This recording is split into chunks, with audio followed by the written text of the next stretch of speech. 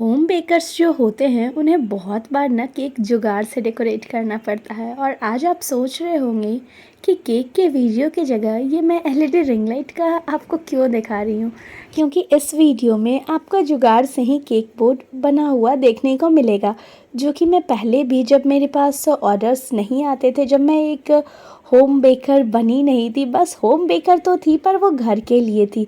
जब मैं ऑर्डर्स नहीं लेती थी तो इस तरीके से ही केक बनाया करती थी। So welcome back to my channel Viraj cake delight. और ये वीडियो आपके लिए बहुत ही ज़्यादा हेल्पफुल रहेगी। तो आप बोर्ड देख के समझ गए होंगे कि आज का केक काफ़ी ज़्यादा बड़ा होने वाला है। और जी हाँ, बिल्कुल बहुत ही बड़ा है। 2 केजी का केक है, यानी कि 4 पाउंड के अप्रॉक्स केक है। और इसे मैंने 12 इंचेस के केक टिन में बेक किया है और इसे अच्छे से सेट कर दी, क्योंकि जब भी केक्स आपको कटिंग वाले हों या फिर गिटार हो, नंबर्स हो, लेटर्स हो, इस टाइप के केक्स के अगर आपको ऑर्डर मिलते हैं तो आप ना केक को प्रॉपर वे में सेट कर लीजिए। सेट नहीं होगा तो केक आपका स्लिप करेगा, अच्छे से टेक्सचर नहीं आएगी, टेस्ट नहीं आएगा, वो पिलपिला सा केक लगेगा। तो ये सारे चीज़ को बचाने के लिए आपको सेटिंग तो करके पहले रखनी होगी। और मैंने इसे अच्छे से क्रम कोट करके 5 से 6 घंटे सेट कर दिया। तो ये प्रॉपर वे में सेट हो गया। काफ़ी कम क्रीम से मैं इसकी क्रम कोट भी की हूँ। और जब इसका लेयर्स कटेगा ना तो आप खुद देखिएगा कि कितना परफेक्टली मेरा ये केक सेट हुआ है। तो ये देखिए, मैंने नॉर्मली गोल में ये कर ली, उसके बाद टूथपिक से मार्किंग कर दी कि 5 नंबर जो है वो कैसे कटेगा। हालांकि जो क्रिसमस का केक है उसमें भी मैं 5 इयर्स वाला बताई हूँ, पर वो 1 केजी के अंदर में बताई हूँ। तो अगर आपको छोटे में यानी कम क्वांटिटी में अगर लेटर नंबर वाला केक चाहिए तो वो भी अपलोडेड है, वो आप देख सकते हैं। पर ये काफ़ी बड़े साइज़ में था। एंड ये जो हैंड्स आपको दिख रहे हैं, वो जो लोग मेरे पास केक सीखते हैं ना, वो लोग को कुछ जहाँ पे कुछ समझ में नहीं आती तो वहाँ पे रोकते हैं, या फिर वो कटिंग के प्रोसेस से देखना चाह रहे थे कि कितना ज़्यादा ये मॉइस्ट किया हुआ है। तो मैं बहुत ज़्यादा मॉइस्ट नहीं की थी एक्सेस, क्योंकि इन सारे केक्स को अगर आप ज़्यादा मॉइस्ट करेंगे, जो कटिंग करना है या जो शेप देना है, डिफरेंट हार्ट बनाना, अगर एक्सेस आप मॉइस्ट कीजिएगा ना तो ये केक्स है वो बिखर जाएगा। और ये देखिए इसकी लेयरिंग कितनी परफेक्ट हुई है। हमेशा केक को जिगजैग वे में ही कट करना चाहिए। और ये सारे पीसेस को वेस्ट नहीं जाने वाला है, यूज़ होगा। यहाँ पे थोड़ी सी मैंने कटिंग गड़बड़ी कर दी थी, एक ही साइड का मुझे काटना था, बट मैं समझाने के चक्कर में, बताने के चक्कर में दोनों काट दी। पर आप इसकी कटिंग की भी एक और वीडियो अपलोडेड है 25 दिसंबर वाली, वो भी आप देखिएगा। और ये बड़े साइज़ में, बड़े क्वांटिटी में केक बनानी हो तो कैसे करना है, तो ये वीडियो से आपको काफ़ी हेल्प मिलेगी। तो देखिए, मैंने मार्किंग कर ली टूथपिक से। इससे क्या हुआ कि मुझे ईज़िली पता चल गया कि हाँ, मुझे कितना कटिंग करना है। उसके बाद ये बड़ा वाला जो केक बोर्ड मैं बनाई हूँ एल्युमिनियम फॉइल लगा के, इस एल्युमिनियम फॉइल के ऊपर आप क्लिंग रैप भी लगा सकते हैं। बट उससे क्या होगा ना कि जब केक कट करेंगे तो नॉर्मली केक तो वुडन नाइफ से कट करते हैं, पर जब जो भी गेस्ट होते हैं उन्हें देना होता है तो अच्छी शार्प नाइफ हम लोग ले लेते हैं। और नाइफ अगर लग गई क्लिंग रैप में तो केक के साथ वो पीसेस भी आ जाएंगे प्लास्टिक वाले, जो कि सही नहीं होगा एंड मुंह में आ जाने से काफ़ी डेंजरस हो सकता है। इसलिए मैंने इसके ऊपर में क्लिंग रैप नहीं लगाया है। मैं बहुत बार बहुत की वीडियोस में देखी हूँ कि एल्युमिनियम फॉइल के ऊपर लगा देते हैं, बट यहाँ पे एल्युमिनियम फॉइल को सिक्योर करने के लिए मैं चौड़ा वाला सेलो टेप से इसे सिक्योर कर दी थी। आपको दिख रहा होगा यहाँ जहाँ जहाँ पे ओपन वाला एरिया है, जहाँ पे जो एल्युमिनियम फॉइल है ज़्यादा वाइड एरिया में मिलता नहीं है, तो वहाँ पे मैंने जो प्लास्टिक वाली जो सेलो टेप होती है उससे अच्छे से पोंछ ली, ट्रांसपेरेंट वाली, और उससे सिक्योर कर दिया। क्योंकि ये ट्रांसपेरेंट वाली सेलो टेप अगर एक बार चिपक गई तो वो उखड़ेगी नहीं, और आपका केक का जो बोर्ड है वो भी प्रॉपर बोर्ड का काम करेगा।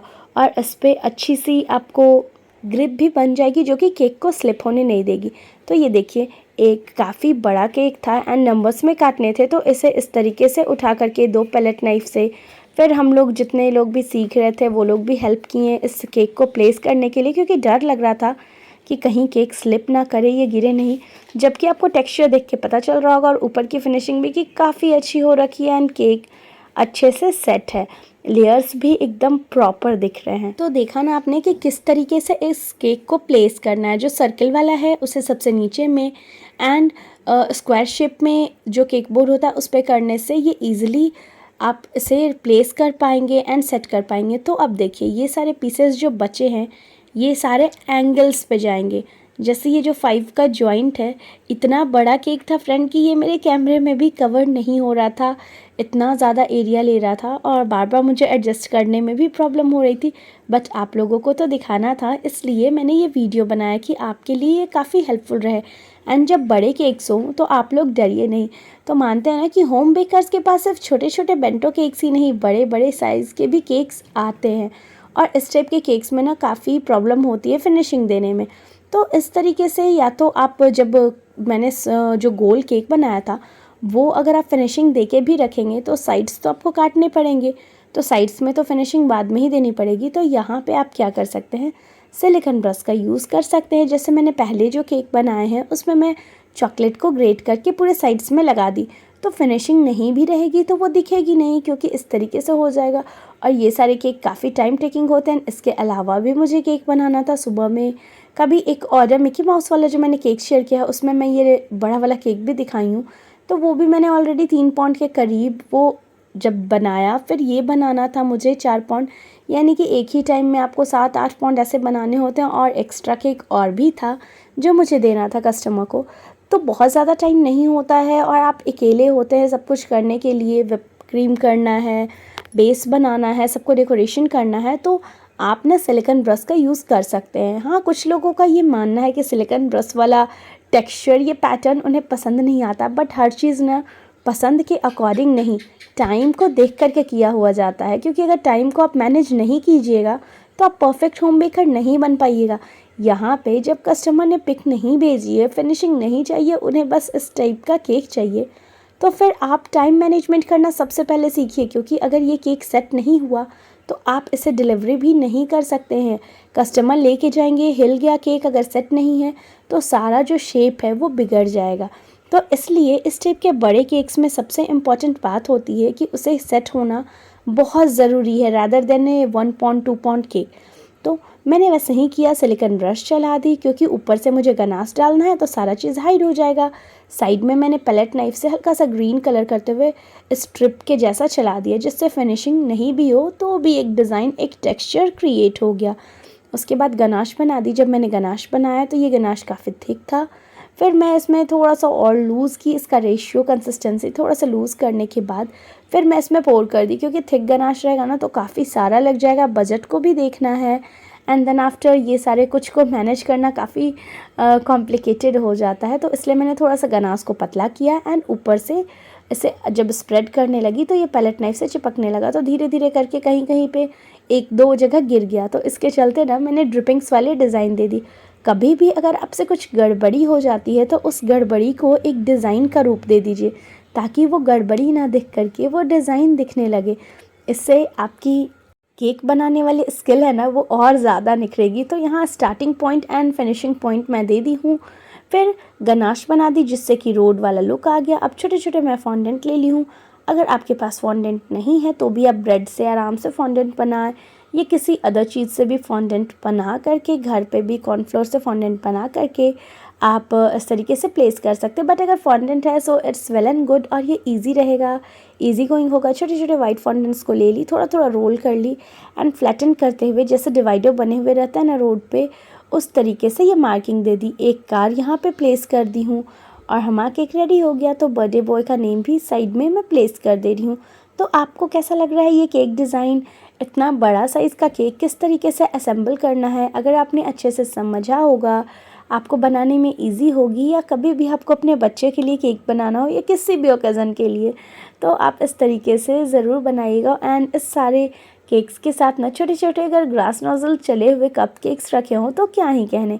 तो इसलिए मैंने यहाँ पे 5 कप केक्स भी रख दिया था। सेम क्वांटिटी जो कस्टमर ने बोली थी वो तो एग्जैक्टली हो गई थी, बट कप केक्स मेरे तरफ से था। इतने बड़े केक्स के साथ छोटे सा टोकन तो बनता है, तो इसलिए मैंने ये रखा। इससे मेरा केक भी सुंदर हो गया और कस्टमर भी खुश हो गया। तो आपको कैसा लगा मेरा ये आइडिया, मुझे कमेंट करके बताइएगा। मिलती हूँ अगले वीडियो में। वीडियो पसंद आई हो तो क्या करना है, लाइक करना है, चैनल पे न्यू है तो सब्सक्राइब करना है, जिससे आप डेली न्यू वीडियोस देख पाइए, न्यू केक डिज़ाइन देख पाइए, cake regarding tips and tricks जान पाइए, साथ ही एक परफेक्ट होम बेकर बन पाइए बहुत ही ईजी तरीके से। देखिए इतने बच्चों के बीच में ये केक तो बस ऐसे ही छू मंतर होने वाला है। इतने बड़े साइज़ का भी होने से क्या फ़ायदा, इतने सारे बच्चे बचने थोड़ी देंगे। हाइट में भी केक था एंड काफ़ी बड़े साइज़ का भी था। तो बस अब इस टाइप के केक्स ना सर्व करने के लिए बहुत ही ईजी होते हैं। छोटे छोटे पतले पतले स्लाइसेस में आप इजीली कट कर सकते हैं एंड सर्व कर सकते हैं। तो अब से नॉर्मल गोल स्क्वायर केक को कहिए बाय बाय और इस तरीके से नंबर केक्स बनाइए अपने बच्चों के बर्थडे के लिए, जिससे बच्चे भी खुश एंड आप भी खुश। आपको भी टेंशन नहीं होगी किसी को सर्व करने के लिए केक की कैसे दे। काटना भी आसान है, खाना भी आसान है। मिलती हूँ अगली वीडियो में। Till then take care, bye bye, thank you for watching.